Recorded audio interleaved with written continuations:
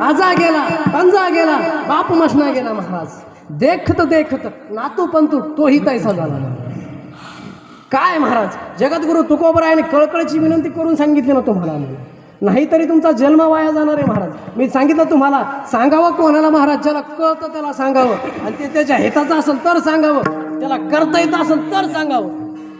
नाही तर मी एक जणाला म्हणलं त्याला पावताच येत नाही, आणि पाहुणाला घेऊन गेलो आणि त्याला मी पाण्यात टाकलं, आणि मला गंज हात पाय असे मांडे घालून पाण्यात पावता येतं, आणि त्याला काहीच करता येत नाही. त्याला म्हणलं मार उडते जमन का, मरण ना ते मरण नाही का ते, त्याला पावताच येत नाही म्हणल्यावर महाराज मग त्याच्या हिताची गोष्ट आहे का महाराज.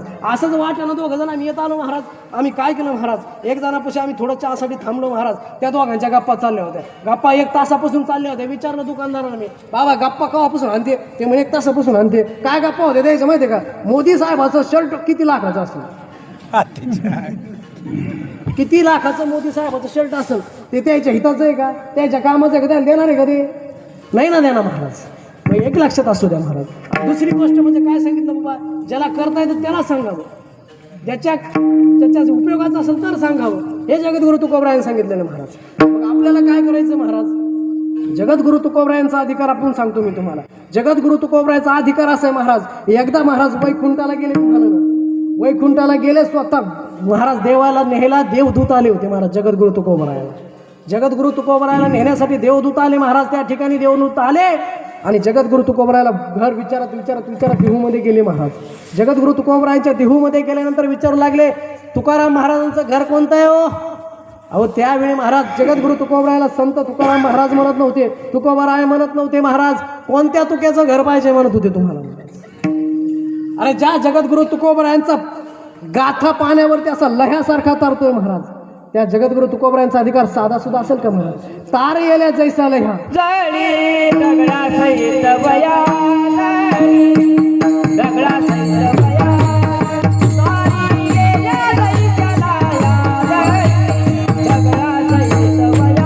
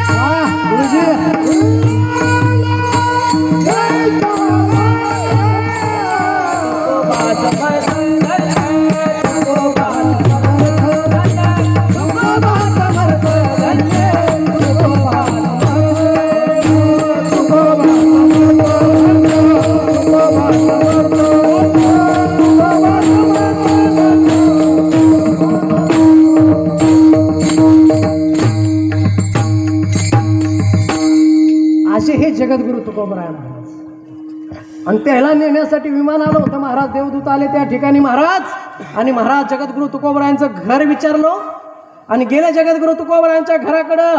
अरे त्या ये देवदूताला पाहिला, जगद्गुरु तुकोबरायांच्या डोळ्यामध्ये पाणी आलं महाराज. अरे पाणी यासाठी आलं, अरे जगाच्या मालकाला माझं भजन आवडलंय, अरे जगाच्या मालकानं मला बोलवलंय, अरे आनंद आनंद आनंद झाला या जगद्गुरु तुकोबरायाला. अरे विमान आलंय, विमान आलंय, विमान आलंय.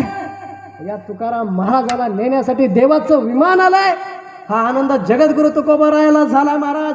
पण या आनंदामध्ये स्वतःच्या धर्मपत्नीला घेऊन जावं अशी मनात इच्छा झाली आणि गेले महाराज जगद्गुरु तुकोबराय स्वतःच्या पत्नीकडं. विचारू लागले तिला, अगं येतीस का माझ्यासोबत. अरे वैकुंठावरनं विमान आलंय. ज्या लोकांना लय भरोसा आहे ना बाबा, आपली बायको आपल्याला शेवटपर्यंत साथ देणार आहे, करुणात तर आपल्याला दिसलंच महाराज, दाखवून दिलाय करुणामध्ये महाराज आपल्याला. नाही कोणाचे कोणी तुझे नव्हे,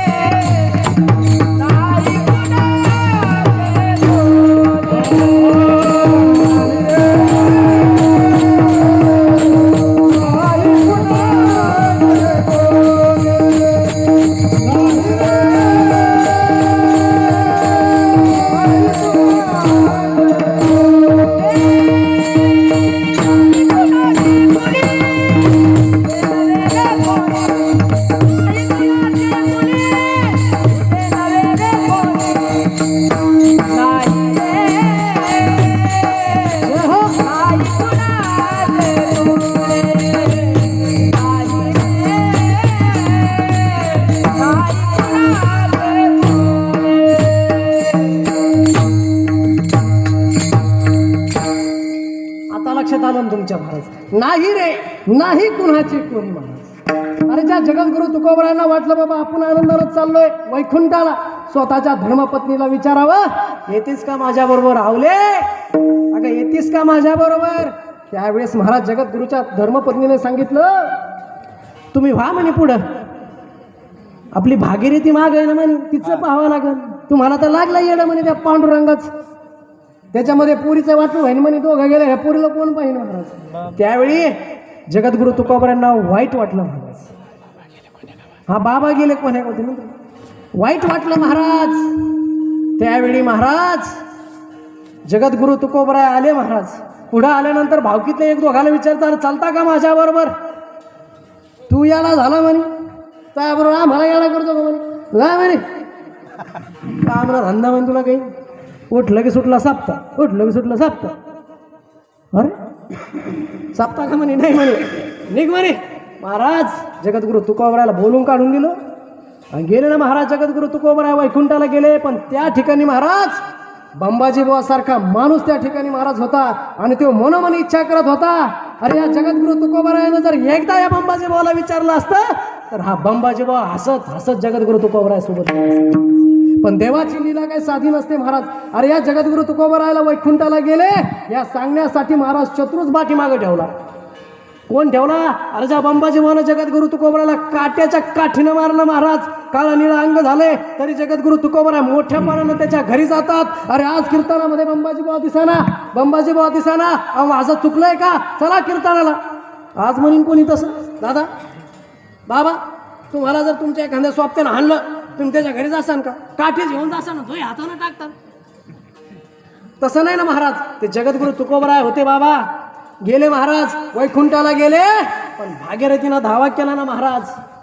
बाबा गेले बाबा गेले कोण्या गावा? भागीरथी घरी जावा, भागीरथी घरी जावा, भागीरथी घरी जावा.